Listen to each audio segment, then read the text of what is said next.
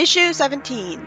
Oh, I guess this is a very infamous non-canon issue, since it's about a human that looks really weird waking up from a dream that he was Sonic and Tails was kidnapped. I guess it's the Sonic Alive of Fleetway, so I'm skimming through this and summarizing it the quickest I can. Apparently this really is Sonic, as he's panicking about looking like a human and suddenly having a new identity. His so-called mother looks menacing and forces him to try to eat an egg, proving that this is some weird trap of Eggman's. So I kind of take back the Sonic Live insult because it's not really meta, since it's not pretending Sonic isn't real in this universe, and he's just a game character made up by humans in this universe.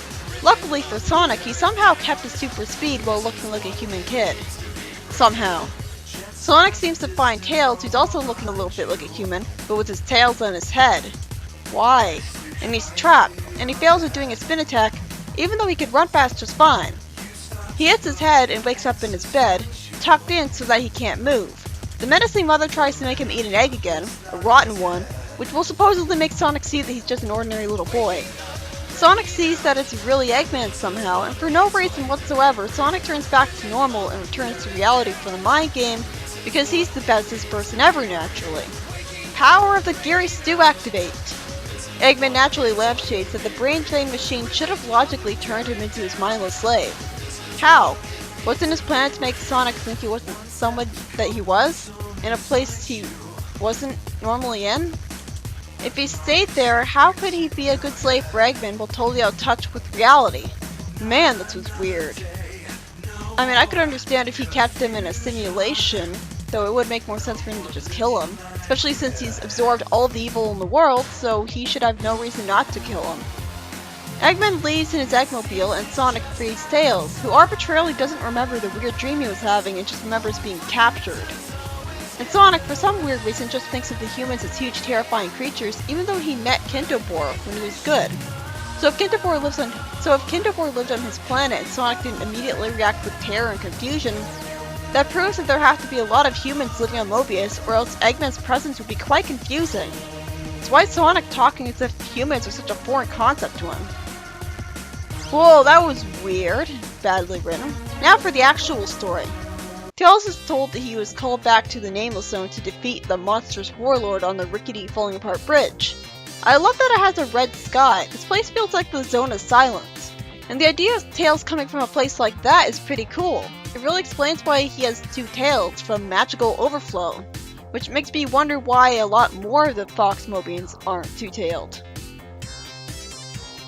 Tails misses his sword attack after being given a free opportunity to hit, and he gets sent to a sitting position by the warlord, who wants to take over the world and Mobius too, since the bridge conveniently leads to Mobius. Then the rickety bridge inevitably snaps, and Tails starts flying while the warlord is holding onto a rope. Tails cuts the rope and brags that in the magic armor he can fly especially well, rather than just flying like he always does in the game. Seriously, don't agree with him needing it for this.